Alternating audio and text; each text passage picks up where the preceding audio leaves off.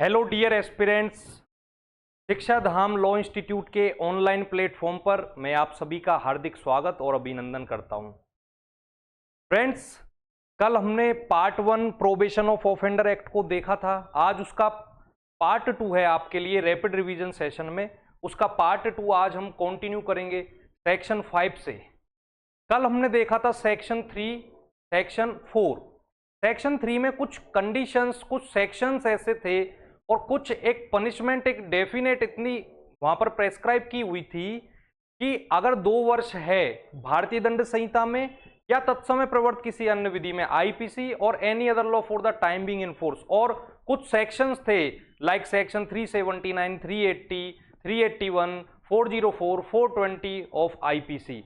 और there is no previous conviction is proved against such offender. और character उसका देख करके, उस सर्कमस्टेंसेज ऑफ द ऑफेंस को देख करके, नेचर ऑफ द ऑफेंसेस को कंसीडर करके कोर्ट में release certain offenders after due admonition instead of giving sentence. न्यायालय कतिपय अपराधियों को इन सब चीजों का अवलोकन करने के पश्चात सम्यक वर्चना पर छोड़ देगा।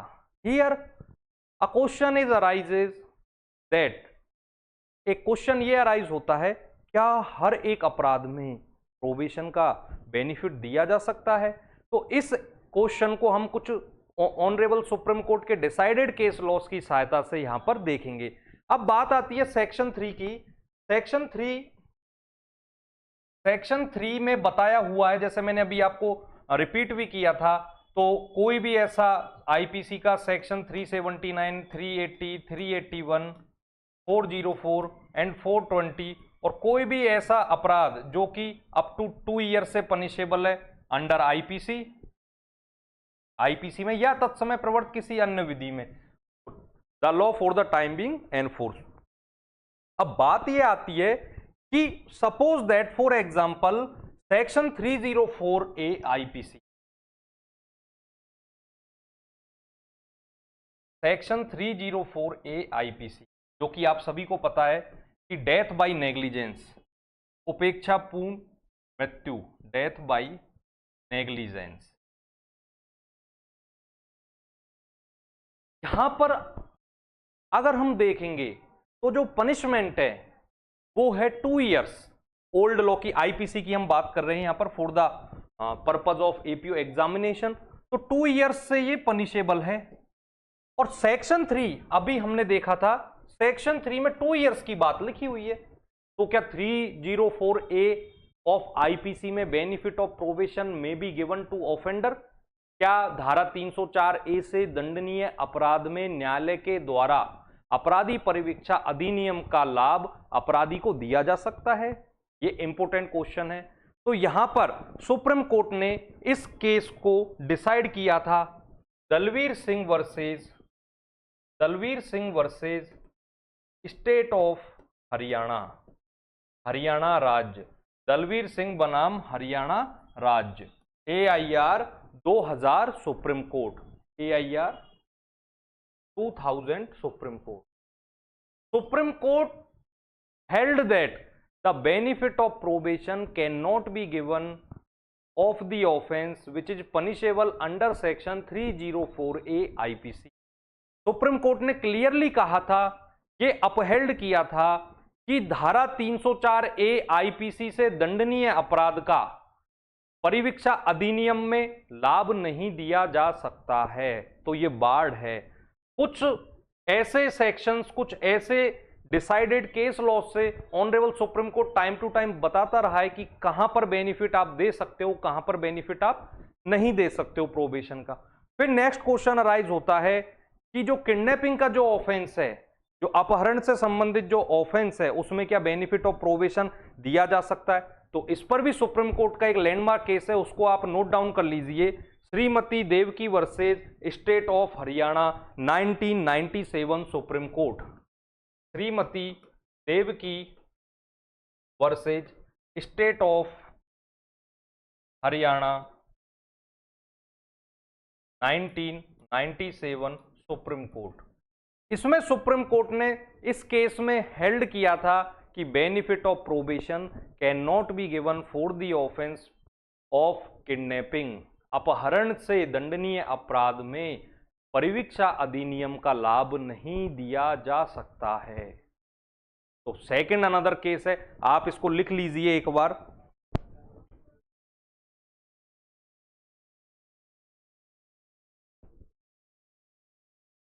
सभी ने नोट डाउन कर लिया आई थिंक। इसके बाद में बात आती है कि क्या धारा 354 आईपीसी, जो कि outraging the modesty of women है, महिला की या स्त्री की लज्जा भंग करने का जो सेक्शन है 354 आईपीसी, उसमें क्या बेनिफिट ऑफ प्रोबेशन दिया जा सकता है? तो state of Rajasthan versus Shrichand का केस है 2015 का सुप्रीम कोर्ट का, इसको भी आप नोट डाउन कर लीजिए। State of Rajasthan versus Shrichand 2015 supreme court. इसमें सुप्रीम कोर्ट ने कहा था कि benefit of probation can not be given for the offence which are punishable under section 354 of IPC. धारा 354 भारतीय दंड संहिता में दंडनीय अपराध के लिए अपराधी परिवीक्षा अधिनियम का लाभ नहीं दिया जा सकता है। तो अभी आगे के सेशन में भी मैं आपके लिए केस लॉ नोट डाउन करवाऊंगा। अभी हम चलते हैं सेक्शन 5 के पास। Section 5 friends nothing but merely talks about the power of court to impose cost और अवार्ड कॉम्पनसेशन।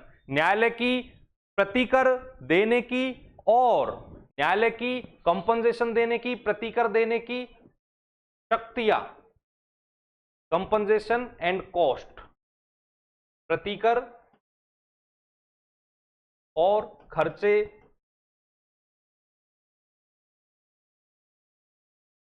की अपेक्षा करने की न्यायालय की शक्ति। तो फ्रेंड्स सेक्शन 3 और 4 में once the court release the offender on probation, जैसे ही न्यायालय ने किसी भी अपराधी को प्रोबेशन पर रिलीज कर दिया, अब जिस पर्सन के अगेंस्ट में जो विक्टिम है उसको जो भी इंजरी कॉज हुई है, जो भी उसका मेडिकल ट्रीटमेंट में कॉस्ट आया है, जो भी उसको मेंटल एगोनी हुई है, जो भी उसको इस केस की वजह से जो भी उसको इनकन्वीनियंस हुई है, उसका क्या होगा? तो section 5 is there for providing compensation as well as cost to such victim. तो यहां पर है कि किसी भी व्यक्ति को जैसे धारा 3 और 4 में कोर्ट के द्वारा रिलीज कर दिया जाता है, तो ऐसी स्थिति में न्यायालय अपराधी से अपेक्षा करेगा, court may require the offender to pay such compensation as the court thinks reasonable for loss और इंजरी।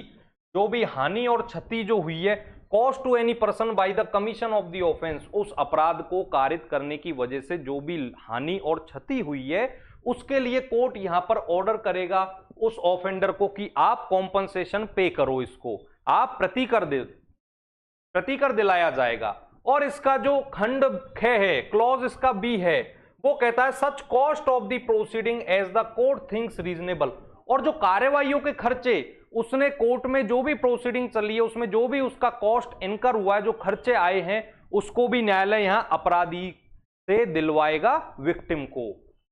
फिर ये सबसेक्शन 2 कहता है, उपधारा 2 ये वर्णित करती है कि अगर इनको अपराधी पे नहीं करेगा तो क्या प्रोसीजर होगा। तो इसको ऐसे रिकवर किया जाएगा, ऐसे उद्ग्रहित किया जाएगा मानो कि it was a fine, it were a fine, ये एक जुर्माना था। और सेक्शन 421 सीआरपीसी के तहत जो प्रोसीजर है, उस प्रोसीजर को फॉलो करते हुए कोर्ट इसको रिकवर करवाएगा। The amount order to be paid under subsection 1 may be recovered as a fine in accordance with the provisions of section 421 of the CRPC। Subsection 3 ये है कि सेम कॉज ऑफ एक्शन पर अगर कोई civil court में आपने कोई suit या फिर कोई सूट इंस्टीट्यूट किया हुआ है सेम मैटर से, जिसमें कि आपको यहां पर कोर्ट ने कॉम्पनसेशन भी दिया है सेक्शन 5 में, तो ऐसा सिविल कोर्ट, ऐसा सिविल न्यायालय ऐसे कंपनसेशन को अवार्ड करते समय shall take into account any amount paid or recovered as compensation under subsection 1 in awarding damages। जो क्षतिपूर्ति जब सिविल कोर्ट अवार्ड करेगा तो सेक्शन 5 में जो ऑलरेडी विक्टिम ने जो भी कॉम्पनसेशन लिया है उसको shall take into consideration, उसको संज्ञान में लेगा सिविल न्यायालय। ये हमारा सेक्शन 5 था। इसके बाद में सेक्शन 6 पर चलते हैं। Restrictions on imprisonment of offenders under 21 years of age, कि जो अपराधी जिनकी आयु 21 वर्ष से कम है उनको जेल भेजने से प्रतिबंध, उनको सजा इम्प्रिजनमेंट नहीं दी जाएगी, उनको जेल नहीं भेजा जाएगा, रेस्ट्रिक्शन है। लेकिन आरजेएस मेंस में भी ये क्वेश्चन पूछा गया सेक्शन 6 में, एक प्रॉब्लम बना के, उसको भी वी विल डिस्कस हियर। पहले एक बार सब सेक्शन 1 को देख लेते हैं। When any person under 21 years of age is found guilty, very important, जब कोई भी अपराधी जिसकी आयु 21 वर्ष से कम है और वो न्यायालय के द्वारा गिल्टी फाउंड किया जाता है of having committed an offence punishable with imprisonment but not with imprisonment for life, लेकिन आजीवन कारावास से भिन्न किसी सजा, किसी अपराध से दंडित अपराध के लिए उसको गिल्टी पाया जाता है, तो the court by which the person is found guilty shall not sentence him to imprisonment unless it is satisfied that having regard to the circumstances of the case, including the nature of the offense and the character of the offender, it would not be desirable to deal with him under section 3 or section 4. And if the court passes any sentence of imprisonment on the offender, it shall record its reasons for doing. कहने का मतलब simply इतना है कि section 6 की subsection 1 में यदि न्यायालय के द्वारा किसी ऐसे अपराधी को जिसकी आयु 21 वर्ष से कम है और 21 वर्ष से कम आयु वाले व्यक्ति को यहां पर गिल्टी फाउंड किया जाता है, दोष सिद्ध किया जाता है, तो उस समय न्यायालय उसको क्या करेगा? न्यायालय उसको जेल नहीं भेजेगा, सेंटेंस नहीं पास करेगा जब तक कि कोर्ट सेटिस्फाई नहीं हो जाए having regard to the circumstances of the case including the nature character of the offender and it would not be desirable to deal with him under section 3 और सेक्शन 4 की धारा 3 और 4 में इसको लाभ नहीं दिया जाना चाहिए, तो कोर्ट ऐसी स्थिति में उसको भेज सकता है। लेकिन अगर कोर्ट उसको ऐसी इंप्रिजनमेंट अवार्ड करेगा तो वहां पर उसको अपने रीजंस रिकॉर्ड करने होंगे। अब यहां से एक प्रॉब्लमेटिक क्वेश्चन ये आता है, देखो मैं आपको एक एग्जाम्पल के लिए एक प्रॉब्लम बताता हूं, यहां डिस्कस करते हैं हम। चिंटू नाम का एक व्यक्ति है, चिंटू whose एज, जिसकी एज अबाउट 22 ईयर्स है, जिसकी आयु 22 वर्ष है और कोर्ट के द्वारा फाउंड गिल्टी किया जाता है, but at the time of commission of the offence, लेकिन अपराध कारित करने के समय at the time of commission of the offence the age of Chintu was 18 years, लेकिन जिस समय चिंटू के द्वारा अपराध किया गया था उस समय चिंटू की जो आयु थी वो 18 वर्ष की थी, लेकिन ट्रायल ने टाइम लिया, विचारण के दौरान समय लगा और फाइनली जब उसको कन्विक्ट किया गया तो उसकी एज 22 ईयर्स की थी।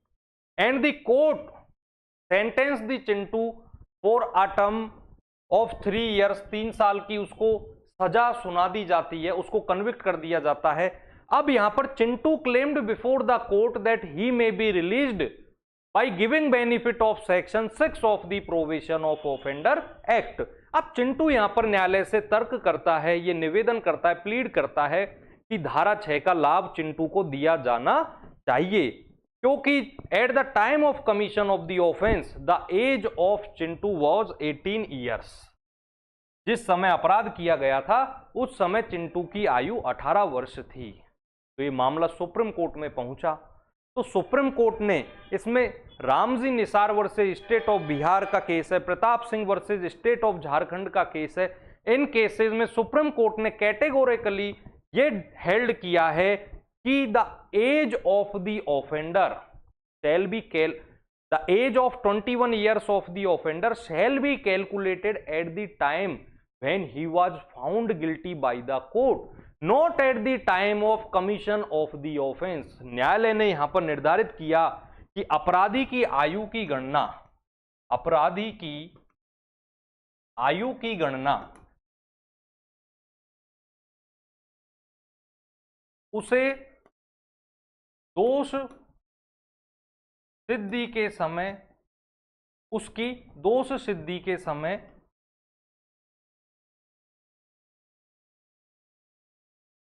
देखी जाएगी, न कि अपराध कारित करते समय, अपराध कारित करते समय। The age of offender shall be calculated when at the time of conviction, at the time when the court found him guilty, not at the time when he has committed the offense। तो इस पर आप case का नाम लिख लीजिए, Pratap Singh versus state of Jharkhand, AIR 2005।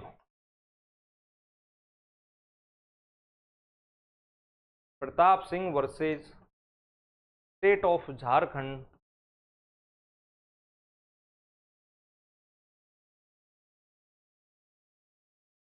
AIR 2005। और Ramji Nisar versus state of Bihar, in cases में सुप्रीम कोर्ट ने यही हेल्ड किया है जो कि मैंने अभी हिंदी में लिख दिया है, इंग्लिश में आपको बोल के बता दिया है, राइट। तो सेक्शन 6 में अब ये सुप्रीम कोर्ट ने ऐसा क्यों कहा, what was the reason behind this, क्योंकि सेक्शन 6 का नोट्स अगर सब सेक्शन का हम देखेंगे तो we will found when any person under 21 years of age is found guilty, दोषी पाया जाता है, 21 वर्ष से कम आयु का कोई भी व्यक्ति दोषी पाया जाता है, मतलब at the time of conviction, at the time of found guilty, the age of offender should be below 21 years if he want to avail the benefit of section 6 of the provision, right. Subsection 2 कहता है कि यहां पर कोई भी section 6 में order पारित करने से पहले court shall take into consideration the report of probation officer. न्यायालय धारा 6 की उपधारा 1 में कोई भी आदेश पारित करने से पहले परिवीक्षा अधिकारी की रिपोर्ट को संज्ञान में लेगा, for the purpose of satisfying itself whether it would not be desirable to deal under section 3 और सेक्शन 4, कि यहां पर इसको 3 और 4 का लाभ नहीं दिया जाना चाहिए, तो सेटिस्फाई करने के लिए कोर्ट क्या करेगा, refer to in subsection 1 the court shall call for a report from the probation officer and consider the report if any and any other information available to it relating to the character and physical and mental condition of the offender. Apart from the report of the probation officer, court may also take into consideration the any other information which is available before the court, जो कि किससे संबंधित होगी, relating to the character of the, उस अपराधी के चरित्र से संबंधित, उसकी शारीरिक और मानसिक दशा से संबंधित होगी, राइट। तो court shall take into consideration the report of probation officer as well as the physical condition, mental condition and character of the offender, कि कैसा उसका चरित्र रहा है।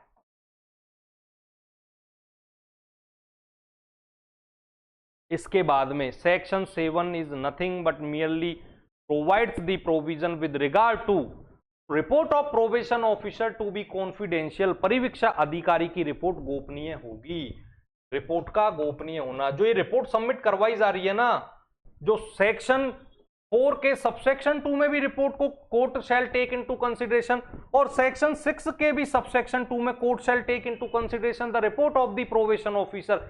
ये जो रिपोर्ट फॉरवर्ड की जा रही है कोर्ट को, ये गोपनीय होगी। देखिए, the report of probation officer refer to in subsection 2 of section 4, जो कि मैंने आपको यहीं बता दिया था, और सबसेक्शन 2 ऑफ सेक्शन 6, जो कि मैंने यहां बताया, shall be treated as confidential, इसको गोपनीय माना जाएगा, ठीक है। प्रोवाइडेड दैट, लेकिन परंतु क्या कहता है, द कोर्ट में, न्यायालय यदि चाहे तो, if it is so think fit, communicate the substance thereof to the offender, अपराधी को उसका सब्सटेंस, उसका सार कम्युनिकेट कर सकता है, and may give him an opportunity of producing such evidence, और उसको साक्ष्य देने का अवसर दे सकता है। Such evidence as may be relevant to the matter stated in the report, की देख भाई तेरे विरुद्ध में ये रिपोर्ट आई है, इसमें ये लिखा हुआ है, अगर तुम इसको इसके परिप्रेक्ष्य में कोई साक्ष्य देना चाहते हो इस कंटेंट से संबंधित कि नहीं सर ये झूठी रिपोर्ट है, तो आप कोर्ट यहां पर एक अपॉर्चुनिटी देगा, किसको? ऑफेंडर को, अपराधी को। ठीक है सर। इसके बाद में सेक्शन 8 में है variation in terms of probation, जो उसकी शर्तें हैं उसमें फेरफार करना, परिवीक्षा की शर्तों में फेरफार करने की न्यायालय की शक्ति। अब देखो वेरिएशन में क्या क्या हो सकता है। प्रोबेशन ऑफिसर की एप्लीकेशन पर या अदरवाइज कोर्ट सेटिस्फाई हो गया है कि सर अब इसकी ये जो इंसान है, ये जो ऑफेंडर है, ये अब समाज में मिलाने लायक हो चुका है, इसको समाज में, सोसाइटी में रीइंटीग्रेट किया जा सकता है, इसका कैरेक्टर में भी सुधार आया है, इसने कम्युनिटी सर्विस भी की है, इसने मीन टाइम परिशांति कायम रखी है, गुड बिहेवियर का रहा है, सदाचार का रहा है, अब इसको आप समाज में मिला सकते हो। पहली कंडीशन तो ये। दूसरी क्या कह सकता है प्रोबेशन ऑफिसर अपनी एप्लीकेशन में कि ये जो ऑफेंडर है अभी ये इतना डेंजरस है, अभी भी ये खतरनाक बना हुआ है, और ये जो कंडीशन आपने लगाई है इसमें और फेरफार करके इसको एक्सटेंड कर दीजिए, कुछ ऐड और कंडीशन कर दीजिए। और तीसरा क्या हो सकता है कि अब ये बहुत सही हो चुका है, इसकी जो कंडीशन है आपने अधिरोपित की थी इसको आप कैंसिल कर दो और सेट असाइड कर दो। तो देखिए, if on the application of a probation officer, परिवीक्षा अधिकारी के प्रार्थना पत्र पर आवेदन पर, any court which passes an order under section 4 in respect of an offender, जिस न्यायालय ने धारा 4 में कोई भी आदेश पारित किया है उसकी क्या राय है? Is of opinion that in the interest of the offender and the public it is expedient और necessary to vary the condition of any bond entered into by the offender, कि लोक के हित में और अपराधी के हित में यह आवश्यक है कि उस शर्तों में फेरफार किया जाए जो बॉन्ड उसके द्वारा, जो बंध पत्र उसके द्वारा निष्पादित किया गया है। इट में at any time during the period when the bond is effective, न्यायालय किसी भी समय, लेकिन बॉन्ड के इफेक्टिव रहने के दौरान उस कालावधि में, vary the bond by extending, मैंने कहा था ना इसको और बढ़ा दीजिए, तो एक्सटेंड कर सकता है उसकी कंडीशन, डिमिनिशिंग कम कर सकता है यदि उसके कैरेक्टर में सुधार हुआ है तो, द ड्यूरेशन देयर ऑफ, समय की अवधि को भी घटाया और बढ़ाया जा सकेगा, लेकिन किसी भी सूरत में यह 3 वर्ष से अधिक का नहीं होगा। However that it shall not exceed 3 years, देखो ये यहां पर यही बताया हुआ है कि 3 वर्ष से अधिक का नहीं होगा। कब से? From the date of the original order, जो मूल आदेश न्यायालय ने पास किया उसके दिनांक से, और by altering the conditions thereof, और by inserting additional conditions therein. लेकिन प्रोविजो कहता है कि कोई भी कंडीशन में अल्टरेशन, एडिशन, एक्सटेंशन, डिमिनिशन तब तक नहीं किया जाएगा तब तक श्योरिटी को बीइंग हर्ड की अपॉर्चुनिटी नहीं दे दी जाए। यहां पर प्रतिभू को सुनवाई का मौका दिए बिना कोई भी कंडीशन में फेरफार नहीं किया जाएगा, प्रोविजो कहता है। परंतु no such variation shall be made without giving the offender and the surety और sureties mentioned in the bond an opportunity of being heard, युक्ति युक्त सुनवाई का मौका वहां पर दिया जाएगा। सबसेक्शन 2 कहता है, if any surety refuses to consent to any variation proposed to be made under subsection 1, the court may require the offender to enter into a fresh bond, and if the offender refuses or fails to do so, the court may sentence him for the offense of which he was found guilty।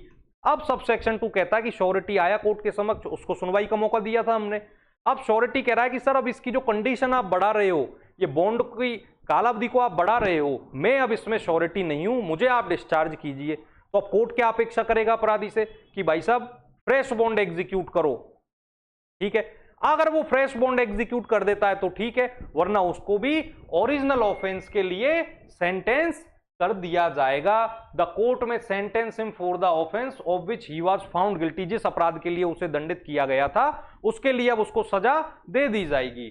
Subsection 3 कहता है, notwithstanding anything hereinbefore content, the the court which passes an order under section 4 in respect of an offender may, if it is satisfied on an application made by the probation officer that the conduct of the offender has been such as to make it unnecessary that he should be kept any longer under supervision, discharge the bond or bonds enter into by him, कि अब अनावश्यक होगा इसको अब अपने supervision में रखना, अपने पर्यवेक्षण में रखना अब अनावश्यक होगा, अब ये सही हो चुका है, इसका कैरेक्टर अच्छा हो चुका है, अब इसको डिस्चार्ज कीजिए। तो न्यायालय वहां पर बॉन्ड को डिस्चार्ज कर सकता है जो अपराधी के द्वारा एग्जीक्यूट किया गया था, निष्पादित किया गया था।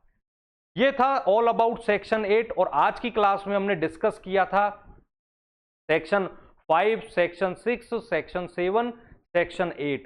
Apart from these all, we have detailed discussed about the important case laws on the probation of offender act.